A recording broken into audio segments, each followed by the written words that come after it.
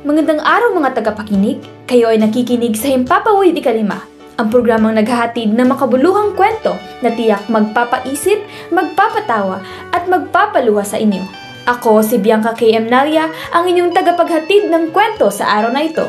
Samahan ninyo ako sa isang paglalakbay ng imahinasyon, damdamin at aral mula sa tunay na buhay. Ngayong araw, isang natatanging kwento ang ating matutunghayan. Isang kwento ng isang babaeng nakararanas ng iba't ibang mga pagsubok. Kahit humanda na, ihanda ang inyong pandinig at damdamin dahil magsisimula na ang ating kwento. Dito lamang sa Himpapawid Ikalima. Sa isang maliit na baryo, kung saan ang ingay ng palengke ay sumasabay sa bawat hakbang ng mga taong abala sa pamimili. Naroon si Rosa, isang dalagitang puno ng pangarap. Ngunit hindi niya alam na ang araw na ito ang mababago sa kanyang buhay, magpakailanman. Isa nga pong sayote at saka 1 kilong manok. Mukhang ang saya-saya mo ngayon, Rosa. May magandang balita ba? Sahod ko po ngayon sa pagtatrabaho kina Aling Maring. Kaya ipagluto ko po ang aking mga kapatid ng tinola. Kaya pala. Ito po, bayad. Salamat. Biglang may humahangos na dumarating, si Jacob, ang nakababatang kapatid ni Rosa. Ati, sumawat papa. Maririnig ang sigawan ng mag-asawang sina Agustin at Carmelita sa loob ng bahay. Wala kang kwenta asawa! Ano ipapakain mo sa akin ha? Damo? Pasensya nating. Hindi kasi. Yan ang kita ko Ang hirap kumita ngayon Ano bang pag-alam ko? Kasi hindi ka makakahanap ng trabaho, mas mabuti maghiwalay na tayo. Huwag! Maawa ka sa amin ng mga anak mo. Nay! Tay! Anong nangyari dito? Biglang niyakap ni Rosa ang kanyang ina, kaya naging masama ang tingin ni Agustin kay Rosa. Tay! Hindi niyo po dapat saktan si nanay. Ginagawa niya ang lahat para sa atin. Kung hindi sapat ang kinikita niya, ako na lang po ang maghahanap ng paraan. Ikaw? Saan na dito? Ano bang kaya mong gawin? Kahit ano, Tay. Maglalabada, magtitinda, magtatrabaho. Basta hindi ko hayaang magutom ang pamilya natin. Biglang nagbago ang ekspresyon ni Agustin. Isang mapanuksong ngiti ang sumilay sa kanyang labi. Kung gusto mong makatulong, Rosa, may alam akong paraan para kumita ka ng malaki. Anong ibig niyong sabihin, Tay? Hindi pa alam ni Rosa na ang susunod na desisyon niya ang magdadala sa kanya sa isang madilim at mapanganib na landas. Sa murang edad, kailangan niyang harapin ang isang mundong hindi pa niya lubusang nauunawaan. Ang tanong, may pagpipilian pa ba siya? O ito na ang simula ng isang trahedyang hindi na niya matatakasan? Nak, halika nga rito sa kwarto. Upo ka dyan, Nak. Bakit po, Inay? Naligo ka na? Oo po. Wow! Kaninong laptop po ito? Sa akin po ba? Gusto mo ba ng maraming laptop, Nak? Gusto mo yon? Yung mabibili natin lahat ng gusto natin? Aba, syempre naman po, Inay. Sinong aayaw sa ganyang mga bagay? Kung ganun, sundin mo ang utos ni Nanay sa'yo, ha? Huwag aayaw para makabili tayo ng maraming laptop. Ano pa gusto mo? Cellphone po. Hehe. Bakit po, Nay? Mayaman na ba tayo? Huwag nang maraming tanong. Game na, ha? Ha? Ano po? Ano bang gagawin, Nay? Hey, how are you? Is this your child? She's very beautiful. Hello po. So, let's start. Can you show me your shoulders? They look very nice. Nak, sundin mo na lang ang gusto niya. A little bit down. I want to see your body. Po? Nay, ano po ba itong ginagawa natin? Susundin mo o mananagot ka sa akin? Mag-focus ka.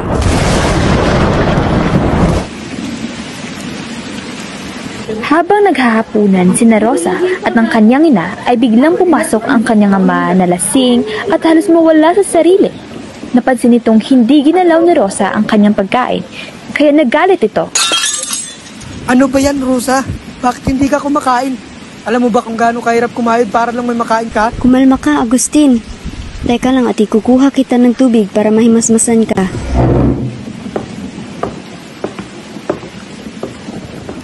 Rosa, anak, habang tumatagal mas gumaganda ka. Lapit ka nga kay tatay. Halika at may sasabihin ako. Ayoko, tay. Nakakadiri ka. Nakakadiri kayong lahat. Oh, anong nangyari sa batang yun? Ewan ko, baka pagod lang. Matutulog na nga lang ako.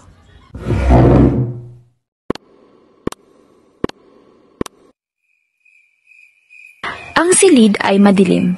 Tanging mahina at kumukurap na liwanag mula sa ilaw sa labas ng bintana ang nagbibigay anino sa loob. May katahimikan sa buong bahay, maliban sa mahinang tunog ng orasan na bumibilang ng segundo.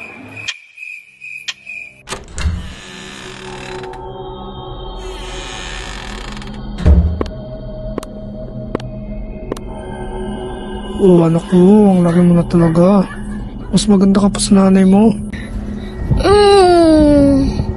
Tay, anong ginagawa? Baka marinig tayo ng nanay mo.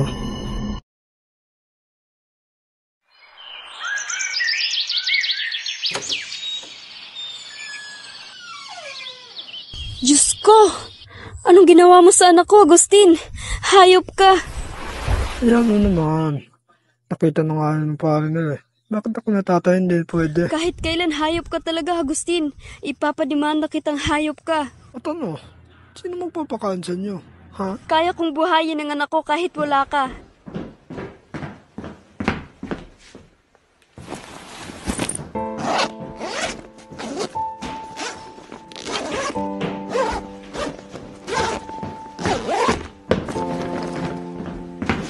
Lumayas kang hayop ka. Hindi ka namin kailangan. Tingnan mo talaga. Pababuhay ka nang wala ako.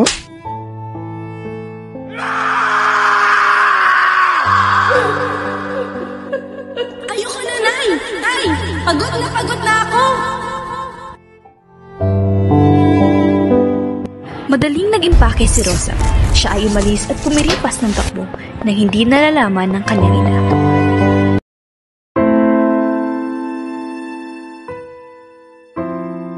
Sa sandaling iyon, isa lang ang nasa isip ni Rosa, ang kanyang nobyo. Sa lahat ng pinagdaanan niya, ito lang ang tanging nakikinig, ang kaisa-isang taong nagbigay sa kanya ng pag-asa. Nang hindi na niya kaya ang sakit at pang-aabugso sa kanyang pamilya, isang desisyon ang kanyang ginawa, gumakas at maghanap ng kalingap.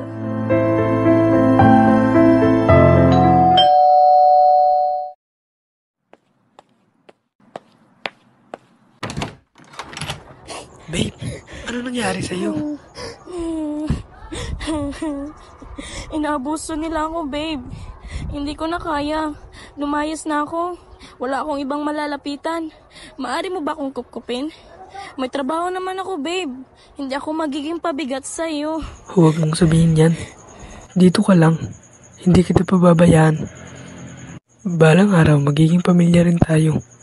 Hindi kita hayang masaktan ulit. Salamat, babe. Maraming salamat.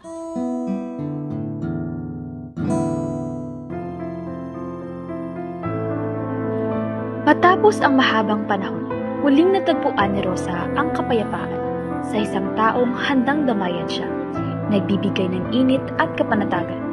Magkasama nilang sinimulan ng bagong buhay, malayo sa sakit ng nakaraan. Happy Valentine's Day, babe! Ang ganda mo ngayon ah. Ang sexy mo pa. Tara, Netflix and chill. Siyempre, para sa'yo to. Tara, manood na tayo habang kumakain.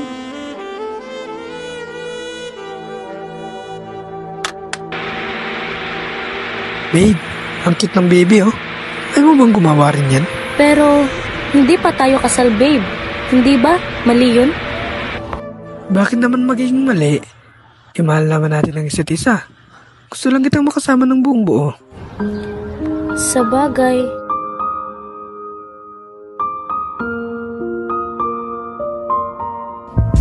Sa gabing iyon, nagkaisa ang kanilang mga puso. Sa init ng kanilang pagmamahalan, hindi nila naisip ang maaring kahihinatnan. Hindi nila alam na ang gabing iyon ay magbabago sa kanilang buhay magpakailanman.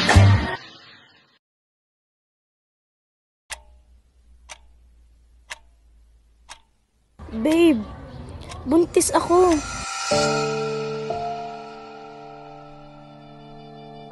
Ha? Paano naman nangyari yun? Nag-iingat naman tayo ah. Bakit, babe? Akala ko ba gusto mo ng bata? Oo, pero hindi ngayon, Rosa. Hindi pa ako handa.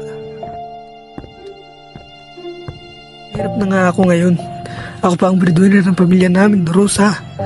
Ako pa ang inaasahan nila. Paano naman yung bata? Paano kita bubuhayin kung hirap na ako? Pero babe, anak natin to. Hindi ko kaya mawala siya. Pumili ka, Rosa. Ipapalaglag mo ba yan o hindi?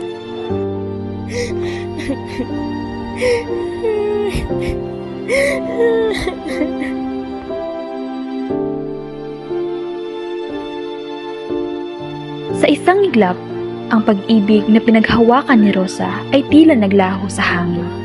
Ang pangakong hindi siya pababayaan ay biglang naputol, kasabay ng sakit at pangungulila.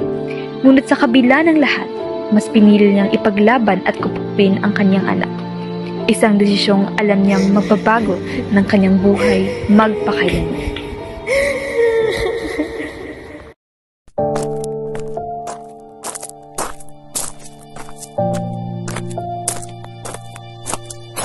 Naglalakad si Rosa nang walang tiyak na patutunguhan. Gulong-gulo ang kanyang isipan. Hindi niya alam kung ano ang gagawin sa kanyang buhay.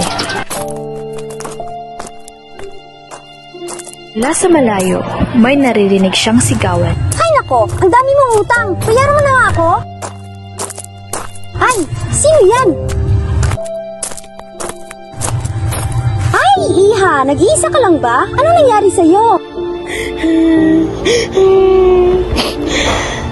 Binababoy po nila ako.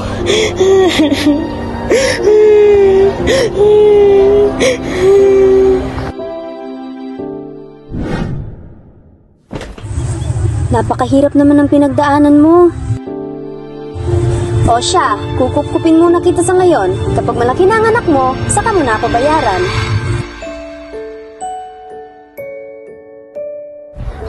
Maraming salamat po.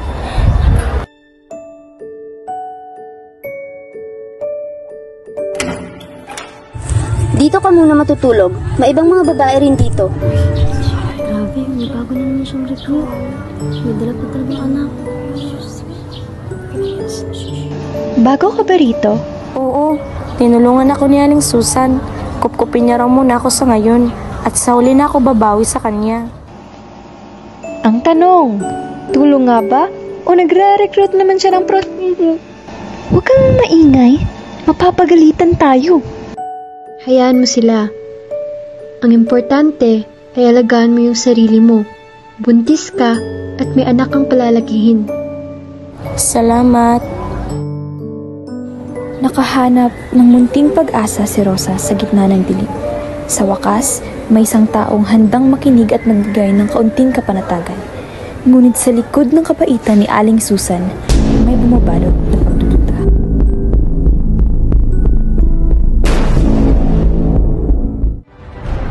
Lumipas ang ilang taon, si Colleen, ang anak ni Rosa, ay lumaki ng malusog at masayahin. Sa kanyang inosenteng mga mata, walang bahid ng sakit ng nakaraan. Siya'y puno ng sigla, tila isang sinag ng liwanag sa madilim na pinagdaanan ng kanyang ina. Ngunit, ang kapayapaang natamo ni Rosa ay hindi nagtagal. Sa loob ng isang maliit at may kadilimang silid, naroon sina Rosa, Ana at Aling Susan. Tahimik ang paligid, maliban sa mahinang tunog ng bentilador at langit-ngit ng upuang kinauupuan ni Susan. Ang laki na ng anak mo, ha? Sa tingin ko, oras na. Po?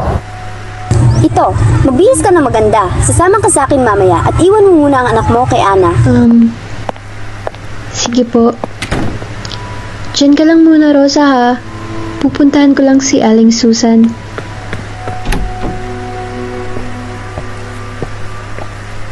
Chang, marami na pong pinagdaanan si Rosa.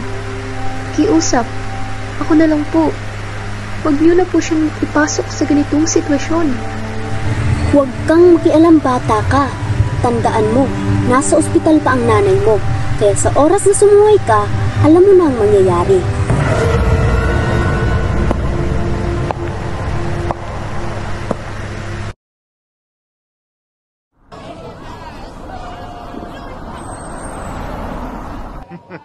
Natagpuan na lang ni Rosa ang sarili sa loob ng isang bar.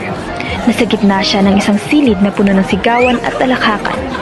Ang hangin ay mabigat sa amoy ng alak at usok ng sigarilyo. Ang mga ilaw ay kumikislap sa pulang kulay, parang babala ng panganib. Pinikit niya ang kanyang mga mata. Pilit inaalis ang katotohanan ito ang mundong gustong ipataw sa kanya ni Aling Susan.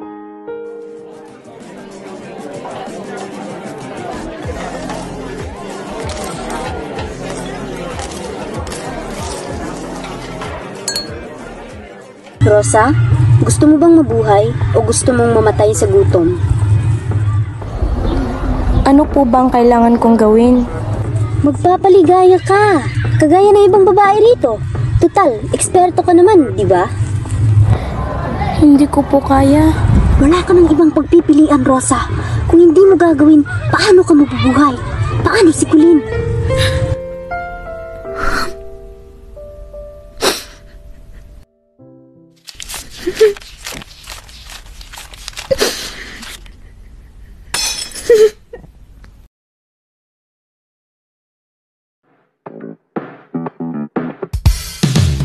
Magkano siya?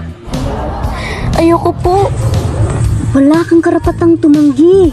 Ang utang mo sa akin, paano mo babayaran? Pero... Wala nang pero-pero. Tiyan nga pala, sir. Nakadepende ang presyo sa kung anong gagawin mo sa kanya.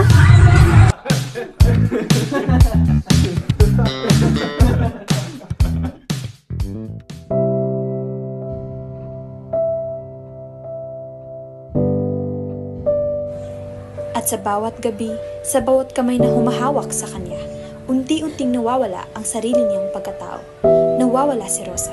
Unti-unti. Tila isa na lang siyang anino sa loob ng bar. Isang kaluluwang ibinenta sa halagang hindi na mismo matukoy. Hanggang isang gabi...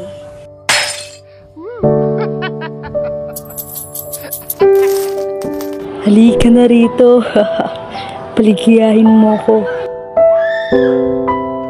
Ngunit sa halip na sumunod, natauhan si Rosa. ano bang ginagawa ko rito? Ano pang hinihintay mo?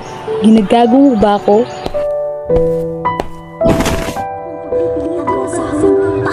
Hindi na! Tama na! Hindi ko na hayaang gamitin ako ng kahit na sino! Sa gabing iyon, tumakbo si Rosa. Hinahabol ng takot, ngunit tinutulak ng pag-asam sa kalayaan. Ngayon, nag-iisa siya sa tuktok ni isang gusali. Isang hakbang ang matatakda ng kanyang kapalaran.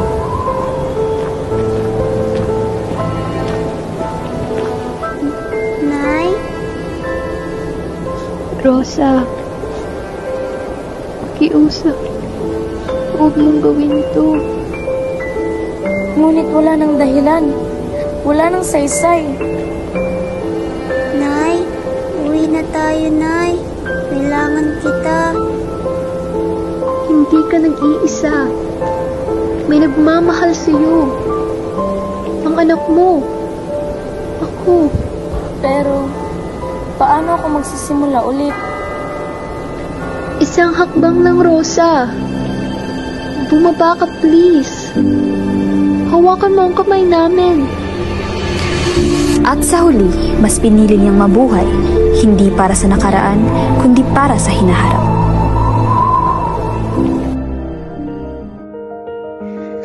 Makalipas ang ilang linggo, bumalik si Rosa sa tahanan ng kanyang kabataan, isang bahay na puno ng sakit noon, ngunit ngayon may pag-asa siyang babalik.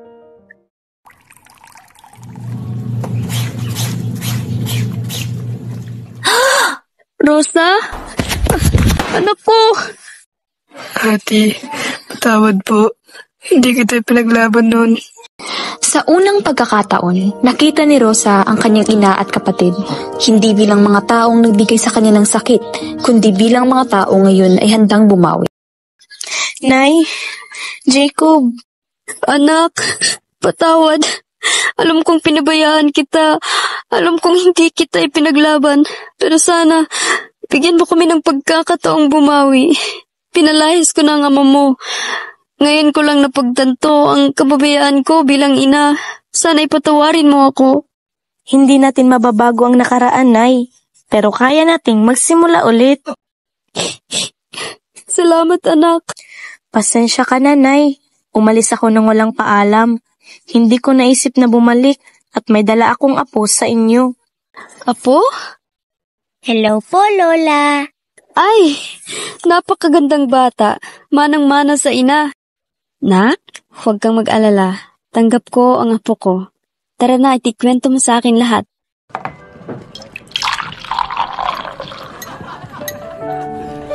Makalipas ng ilang buwan, nagbukas si Rosa ng isang maliit na tindahan. Hindi madali ang lahat, pero sa bawat araw na lumilipas, natutunan niyang bumangon. Natutunan niyang igalang muli ang kanyang pagkatao, ang kanyang dangal at seksualidad. Nay, ang saya-saya ko po sa ibinigay niyong laruan. Salamat po. You're welcome, baby. Mahal na mahal kita, anak. Tingnan mo, Rosa. 1 taon lang ang nakalipas, pero ang layo na ng narating mo. Oo, Ana. At ngayon, sa wakas, natagpuan ko na ulit ang sarili ko. Masaya ako para sa'yo, Bes. Salamat, Bes. At sa sandaling iyon, hindi na siya alipin ng kahapon. Hindi na siya biktima ng pang-aabuso. Siya, si Rosa, isang babaeng matatag, isang inang puno ng pagmamahal, at isang taong natutong lumaban at igalang ang sarili at seksualidad. Sa bawat sugat, may paggaling. Sa bawat sakit, may pag-asa. At sa bawat pagtatapos, may isang bagong simula.